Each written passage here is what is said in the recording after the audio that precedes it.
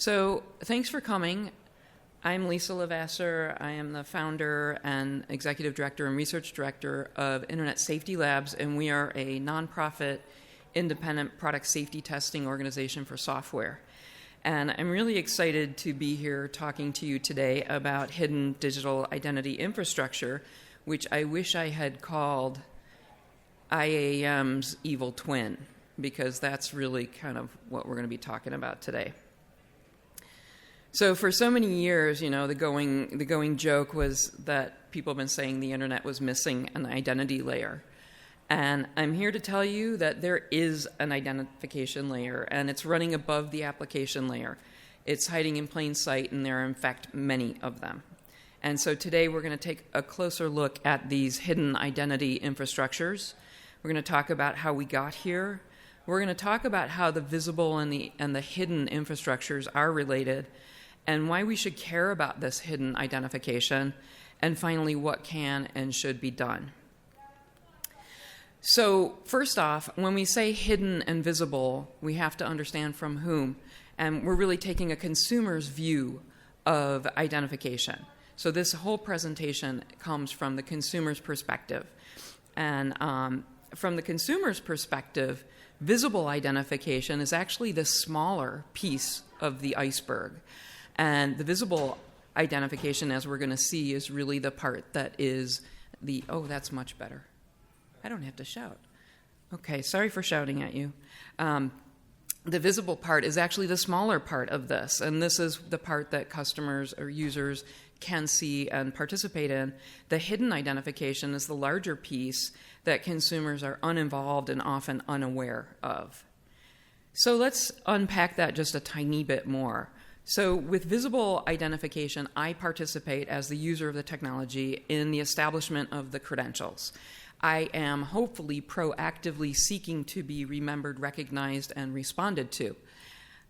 Contrast that to the hidden identification. I do not participate in any establishment of credentials, and I have not opted into, and I may be unaware that I am being remembered, recognized, and personally responded to.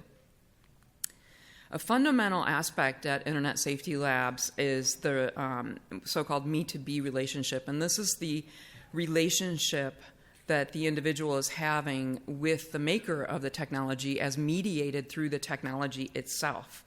This model that you're looking at emulates real-world interpersonal relationships, and it's an idealized model, but the point here is that the relationship develops over time, starting from a point of anonymity. This is how it is in the real world, right? And we believe at ISL that this is how this would be a safer, more respectful model of how to interact in the me-to-be relationship online. We think that people have a reasonable expectation to only be known while in the logged in state. So that you can see the peak of the relationship is the account creation. That's creating the credentials. And that state of being known is where people expect to be known. So let's take a quick look under the surface of the hidden identification. And the point of this slide is not to be comprehensive or really precise in this, but it's a loose stack-like rendering that's designed to convey that identification happens at multiple layers in the communication stack. And it's an endlessly creative endeavor, whether it's the visible identification methods or the invisible, the hidden identification methods. And what I really want to look at is what's happening actually beyond the stack, and it's the coordinated synthesis of multiple applications or services and the identification that's happening in that way. So for the purposes of this talk today, I want to introduce two terms. And the two terms I'm talking about are local identification schemas and universal identification schemas. And roughly speaking, local identification schemas are the things that are used in visible identification. And these are typically first parties, and they have a data controller relationship with the data subject. And typically these entities also who deploy these local identification schemas, and you can think about like Facebook's numbering scheme and LinkedIn's customer numbering scheme. That's really what I'm talking about with local. It's local within the service. To contrast this to the universal identification schema, these are, and by the way, so these local identification schemas are enabled really through IAM platforms and technologies. Contrast this to the universal identification schemas. These are largely used by the hidden identification systems, which we're going to talk about in depth today. And these entities have typically a third-party relationship with the data subject, and they rely on the first party for the legal basis of processing. They don't have full responsibility, perhaps, for the data. And the most important thing is that these entities actually ingest and map local identification schemas within their internal proprietary universal identification schemas. And we're going to really dig into that today. And so there's two key platforms that really power this capability, and it's identity resolution platforms and customer data platforms. And it's important to underscore that identity resolution can't be done without customer data. It relies on personal information. And so you see these entities go hand in hand. We've identified 93 identity resolution companies and platforms and 267 customer data platforms existing in the world. These are not new industries. They are mature industries. They've been around for a long time. Hidden, I would say. So we're going to take a look a bit at LiveRamp, which is one identity resolution platform. And these sync partners are just a sample of the kinds of entities that are synchronized into this universal identification system. And this syncing in this particular chart, this comes from a great report from Cracked Labs, highly recommend it. This syncing that they're talking about is done through cookies, but there's lots of different ways that they synchronize data. So here is a more conceptual model of how this works. Again, we're modeling LiveRamp, and they have an internal universal ID called Ramp IDs. And they partner with all of these sync partners and customers and integrations. You might hear any of those terms to call these partners. They synchronize with many of them. In fact, up to 900 that they talk about on their website. And they synchronize the data through APIs. If you're a customer, you can basically set up a, fire hydrant of all your customer data right into these platforms. They synchronize through cookies, they synchronize through pixels, and they also synchronize through real-time bidding. The Ramp ID actually can be passed in real-time bidding. So I hope you're starting to get a sense of just how the tendrils go with this stuff. It's quite pervasive. And so, for example, LiveRamp is in a position to know that customer 123 from partner 9 is the same person as customer 456 from partner number 3. That's in fact what their secret sauce is. That's what they do as identity resolution. They resolve identities. So that's kind of the heart and soul of this. So let's dig a little deeper into this to understand the scope of this. So again, I'm going to look at LiveRamp, and this is a map of 387 integrations and customers that we found on their website. And again, they say they have over 900, so more than double the dots on this node, on this network. An important thing to know here as we talk about these identity resolution platforms is LiveRamp is a registered data broker. And what that means to consumers is that if I'm using a service at that node right there, my data is being ingested into LiveRamp through many methods, and it's also being distributed to LiveRamp's customers. let's look at a different one. We're going to look at Segment, which is another large integration identity resolution platform. And this one we found 494 integrations and customers listed on their website. And but Segment is not a data broker. And so if you're using the service out here, then and your data gets ingested into Segment, it's really only used by your service provider. They maintain data lakes, so there isn't this sort of leakage of personal information going out. How it's used within Segment, however, we don't fully know. So we looked at three companies, three identity resolutions, mParticle, Segment, and LiveRamp, and we were interested just to plot it and just observe how much sort of cross-pollination there is in these services. A lot of services are sharing data with a lot of ID platforms and customer data platforms. I didn't point out earlier, but the red nodes on here are identity resolution platforms. The green nodes are customer data platforms. So they're sharing in and around themselves also. So it's not just coming from publishers or these services, these service endpoints. And the blue color, I think it's blue, is both. It's companies that have both identity resolution and customer data platforms. There's a real good reason why companies have both of those, because they need them both. So you can see, for instance, what I think is sort of interesting, there are these 9 nodes that are actually connected to all 3 services that we were looking at. The good news here is that these connections, blue means integration, not customer. So that's kind of comforting a bit. So how do we get here? Quite simply, there is a massive amount of demand for hidden identification. Many industries benefit or downright need hidden identification.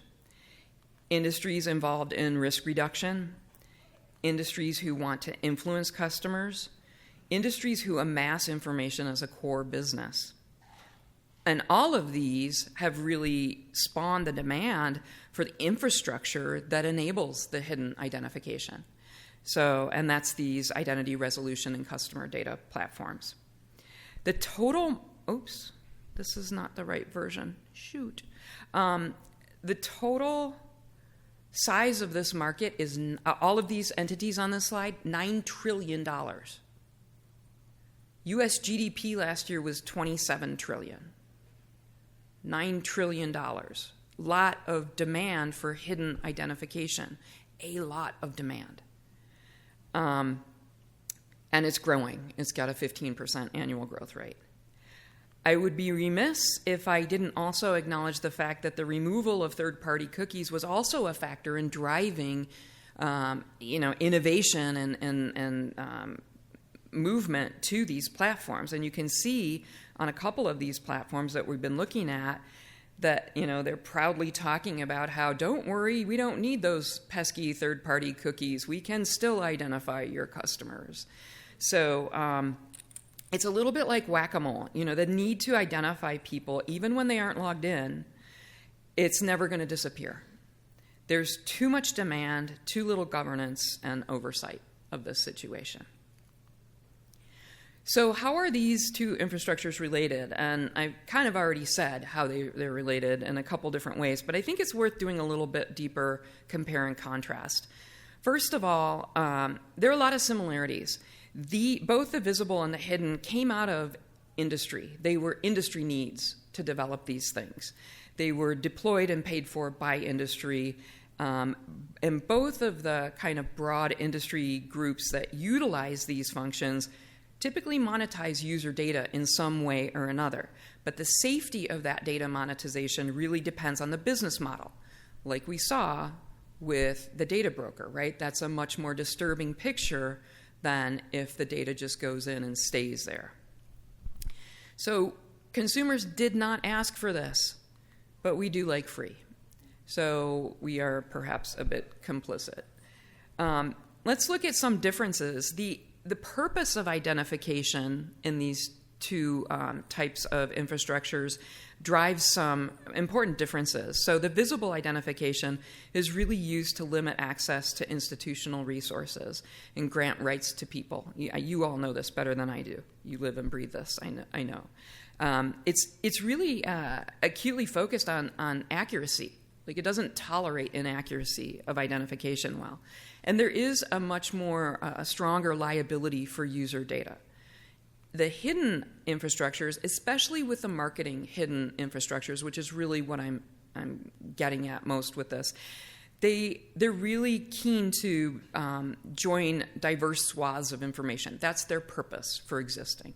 They're trying to resolve identification and, pinpoint these large portfolios of information about people. They have a big tolerance for identification inaccuracy. LiveRamp maintains multiple identities for the same person with varying degrees of confidence until they can basically get, to a sufficient threshold of confidence that, yep, that's the same person, and then they resolve it to that internal single identity. It's not the same level of liability for the user data. Once again, consumers did not ask for any of this. So I already showed this slide, but this is an important way to understand how these things relate to each other. The technologies don't perhaps necessarily directly interact and relate with each other, although after walking through the expo, I have some questions. But the schemas absolutely relate to each other. The local schemas from these partners and integrations get hoovered up and unified into these internal proprietary universal identity schemas. And so that's really, in some way, these partners are feeders into these systems. Well, they certainly are. But it's not exactly like the technologies are, the IAM technologies and the hidden technologies are really interacting. So why should we care about this? I hope you're feeling a little bit uncomfortable right now with what I've showed, I hope. And if you're not, here's some reasons to be concerned about this infrastructure. Firstly, we have a major loss of privacy. I think we all know this. We identified, 30% of the identity resolution companies we looked at in our list of 93 are data brokers. And 7.4% of the CDP platforms are data brokers. So it's not zero. And they're resolving information between online and offline behavior. So it is privacy is gone. And consumers don't know what they're consenting to. This is, a loss of autonomy. And perhaps the biggest harm is that this machinery works indiscriminately. In 2022, we conducted a US-wide ed tech privacy benchmark, and we collected network traffic on about 1,200 apps, and we recently reviewed that traffic to see if any was going to these identity resolution and CDPs. And to our surprise, we found 539 apps in there that were sending data to these platforms. And we found 66 unique identity resolution and customer data platform companies in that network traffic. These are apps that are recommended or required by schools across the US for children as young as pre-K. This machinery, this infrastructure does not distinguish. It sucks it all up. So what can we do? One thing I'll point out, Internet Safety Labs, we have 10 safety principles for safe software. Principle number 3 is identification minimization. And acronym alert, B2B. You never explained the acronym. Yeah, that's right. It's just a residual, me to B, me to consumer. I think it's pretty self-explanatory, I hope. Okay, so identification minimization is a core principle of Internet Safety Labs. It's our principle number 3. And we believe that any kind of identification should be proportional to what we call as a commitment. And these purple stars on here are what we call commitments. They're sort of these transactions that have a little bit of a long tail to them. And so we believe that the identification should be minimized according to this. And again, that you're only known when you're in the logged in state. And what we've seen with this identity platform, identity resolution and customer data platforms, is that that is in fact not the case, and you are known. There's a different version of this where the question mark is removed. There is no doubt that you are always known. So that is, you're always being remembered, recognized, and responded to with this infrastructure. So what can be done? Do we accept this state of affairs as a society? Are the conveniences provided by technology so great as to warrant the utter loss of privacy? ISL thinks that product safety is a human right. We think that products should be safe, reasonably safe for people, and that it's a failure of technology makers to provide reasonably safe products and a failure of product safety governance in this arena. We don't accept this with any of the other products in our lives.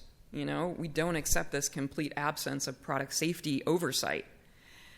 That being said, it is what it is, and it's completely, it's a loss of privacy. So what can you do? Do all of the things. Do all of the privacy things that you can do and you know to do. Do what you can do. Be vocal. But what I want to focus on is, as a maker of technology, I really want to encourage you to be curious about what your company is doing holistically.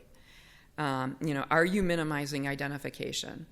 Are you using invisible identification? And you might be sitting there, in your little technology, security, identity world thinking, oh no, and you might want to have a word with your marketing departments because you probably are using it.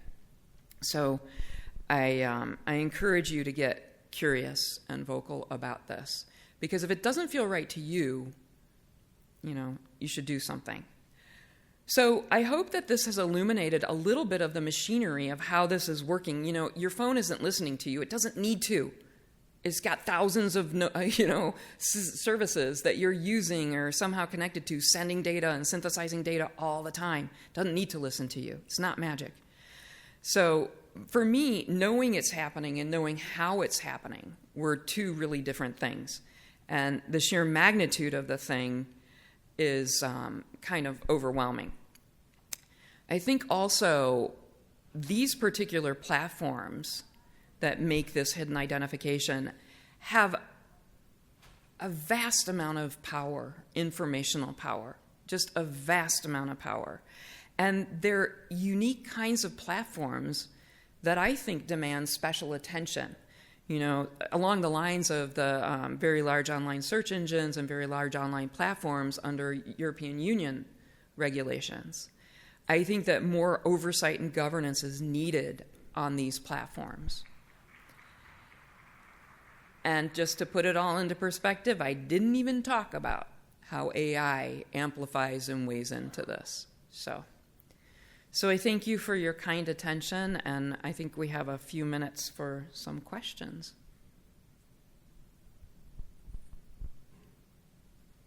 Yeah? What if you're just a complete pessimist and say, screw it, except all other people go for it, I don't care. It's kind of what I do. Yeah. Yeah. I mean, I looked on Jeff contract a decade ago. The thesis was, the privacy is gone. You don't know it, I accept it. I've thrown in the towel. You haven't.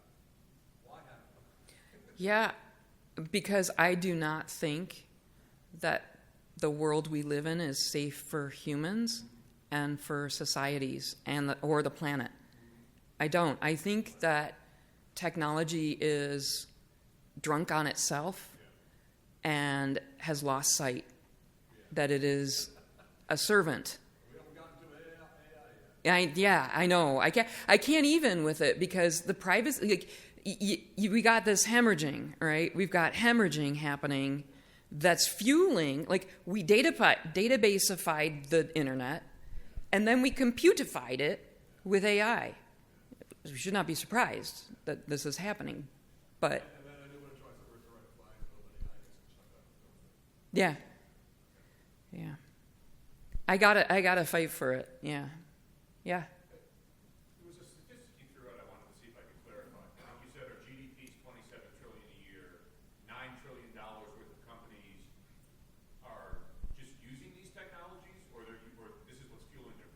It was the industry size of all those industries that rely on or produce the hidden infrastructure, the identification infrastructure. So it was like the individual industry size of each of those industries listed. Okay, I wasn't sure if you were saying there's actually $9 trillion in the economy that requires this to grow next year. So Yeah, no. be an argument to their favor, but yeah. Yeah, Okay, thank you. sure. Yeah. Does your organization put pressure on governments to regulate this? Well, we're gonna. Our philosophy is exposure is the first step. Sunlight is the best disinfectant. And so, we try to expose this. One of the things we have is safety labels for those 1,700 apps that we audited. And so we will be exposing this and doing more research around it. Because I think it was like a public thing, for example, after elections here in the US at some point, but then it's forgotten. Yeah, well, the U.S., we're not exactly blazing a trail on the governance of this stuff. So, yeah. Any more questions? No. Well, thank you all so much. We started early, so we're ending a little bit early. And thank you so much. Yeah.